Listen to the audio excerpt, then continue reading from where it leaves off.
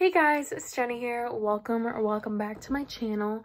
So today I have my October wrap up. I almost said TBR because that's what the spread says, but it's my wrap up, I assure you. So I was naturally looking at this and it says TBR at the top. So this is my October spread, but this video is my October wrap up.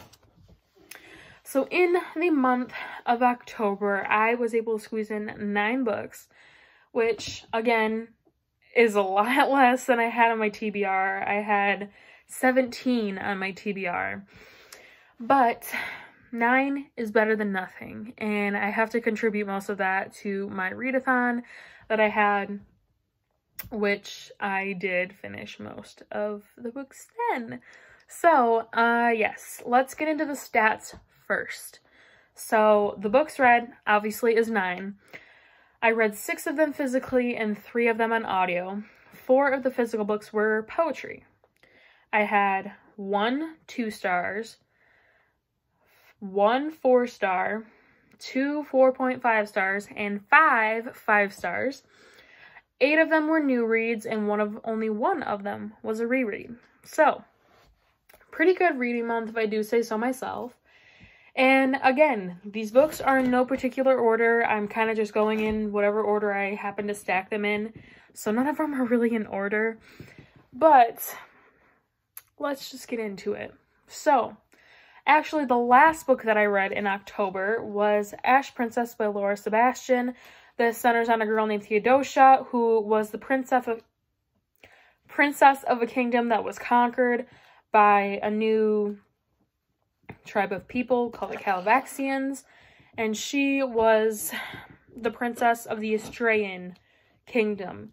So her mother, the queen, was murdered, and she was taken hostage by the Calvaxians and essentially grows up under their rule as the Ashe Princess, which is basically a title of shame, kind of making jabs at her former place of royalty.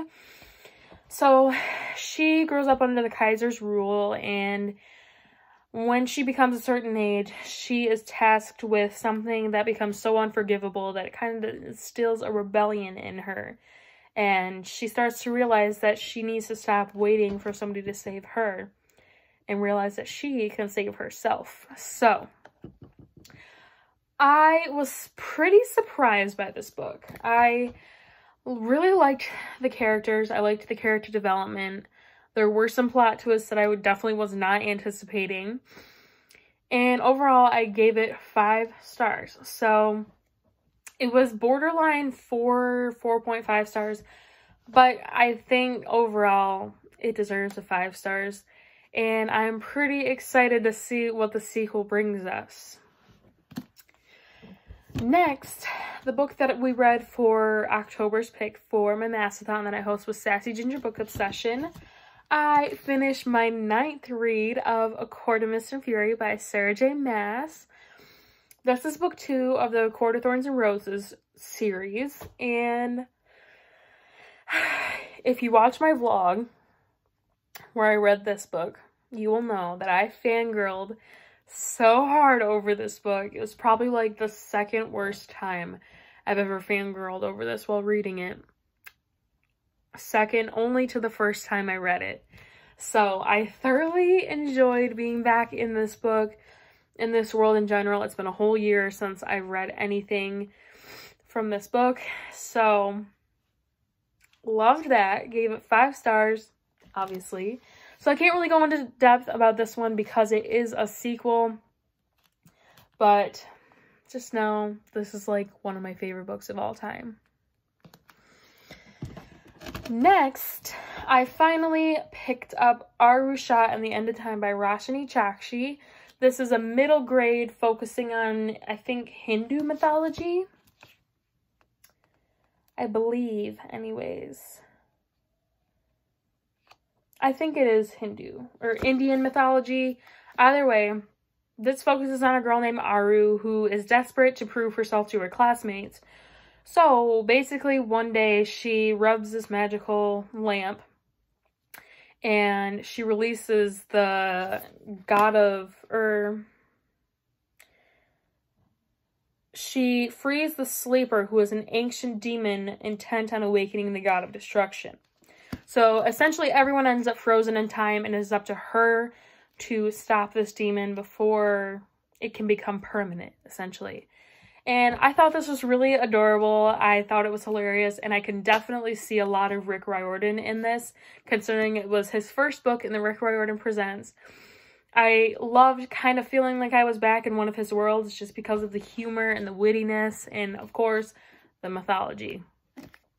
So I definitely enjoyed this. I picked this up on audio, finished it in a day, and I gave this 4.5 out of 5 stars. I should have told you, Ashe Princess I also read on audio. Next, I read Turn the Key by Ruth Ware. This is an adult thriller set in... Okay, I'm kind of just going to try to give you the plot. Not the plot, the setting and the characters. I don't want to give away the plot because, to me, it gives it away. So, this is basically set where it's set in a letter format. And it is a letter written by the nanny of this household, set in Ireland. She is the nanny to these 3 girls, or 4, but one's off at boarding school. She becomes a nanny to this family in Ireland, and she's kind of running a smart household. They have like a smart house, and this house has some paranormal, supernatural things happening in there that make none of the nannies last. So this girl takes this job to look after these children, and by the end of this, we end up, well, I guess we go into the story knowing that she is in jail for killing one of the children, which is not a spoiler. That's the whole synopsis, that she's in jail for killing one of these children, but it is a crime that she did not commit. So we go this whole story not knowing which of the children died, not knowing who did it, not knowing anything. And honestly, this was so spooky. I scare pretty easily nowadays, and I was so creeped out because smart houses freak me out, and 2, just like everyday kind of misplacings or odd noises freak me out because my grandma's house really creeps me out. So this was quite the ride for me. I truly had no idea where the story was going, and by the end of it, I was so mad because the ending was so well thought out and totally unexpected. I did not anticipate any of this, and I guess the ending made me so mad because I never even considered that who could have done it, that who did it could have done it. It never even crossed my mind. So I gave this a 5 out of 5 stars. I think I would definitely reread this to see if I can pinpoint anything else, but truly creepy, great read for fall, and I'm happy that I read it and that it lived up to the hype. Next, you guys are going to be so proud of me.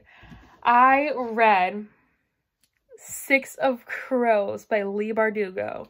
This is the first book in the, I think it's just called the 6 of Crows duology. And this is essentially set on this group of misfits who gathers to perform a heist in the most impenetrable place in their country to take someone who knows how to manufacture this drug that other companies want. So that's all that's really the synopsis gives, is that there's an impossible heist, and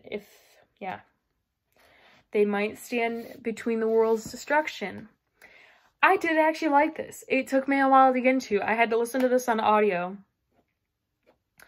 But after I finally got into it, I did enjoy it. I liked the characters a lot. I liked the dynamic between them and how each of them seemed to have a different backstory between each other and just on their own. So I gave this 4 stars. The ending made me want to pick up Crooked Kingdom.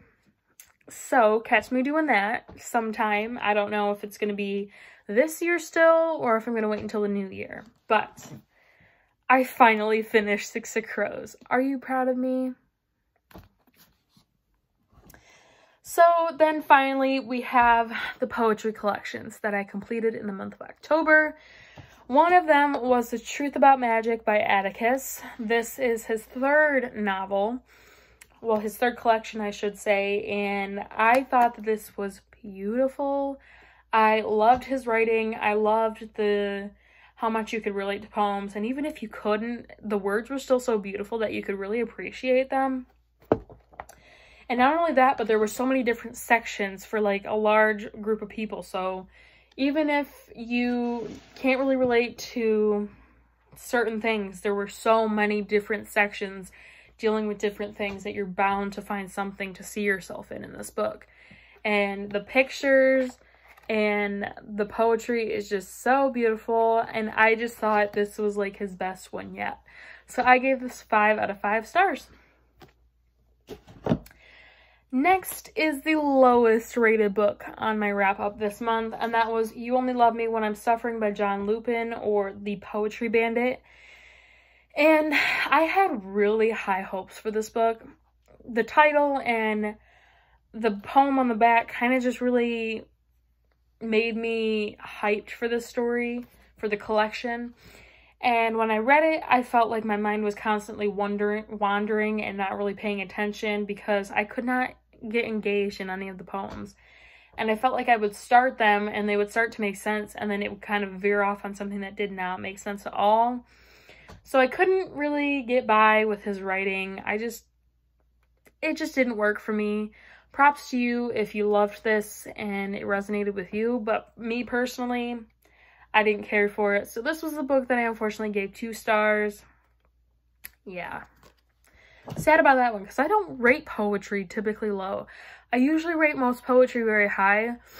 So that was the first poetry collection that I've read and not actually liked. Like, I mean, I read Nocturnal and I didn't love it, but I'm like, I do not like this. Like, I was like, it's okay. So, yes. Next, I'm just going to do these 2 together. Next and finally, I read To Make Monsters Out of Girls and To Drink Coffee with a Ghost, both by Amanda Lovelace. These are books 1 and 2 in the Things That Haunt duology. And this is her senior poetry series. So, or no, not her senior, I'm sorry. So this is her second poetry collection series, I guess you could say. Because she had Women Are Some Type of Magic, and then she had these. And I really enjoyed these. This one deals more on a relationship, the loss of a relationship, struggles of a relationship. And while I could not relate to a lot of this, she still did it in such an artful way that I was really appreciating it, and I was still so engaged with the story that I still really loved it. I gave this 4 out of 5 stars. This one, on the other hand, dealt with a lot of grief and self-acceptance, especially when you're dealing with family issues. And this one hit a lot harder and I could resonate with it a lot more. So I gave this 5 out of 5 stars. I thought it was beautiful and I loved it. And I cannot wait to see what she reads next, or what she writes next, I should say. So those were all 9 books that I was able to finish in October. Let me know in the comments down below if you've read any of those and enjoyed them, or if you just were thinking about reading them. So thank you guys for watching. I hope you enjoyed, and I will see you next time for a new video, and I hope you had a happy October.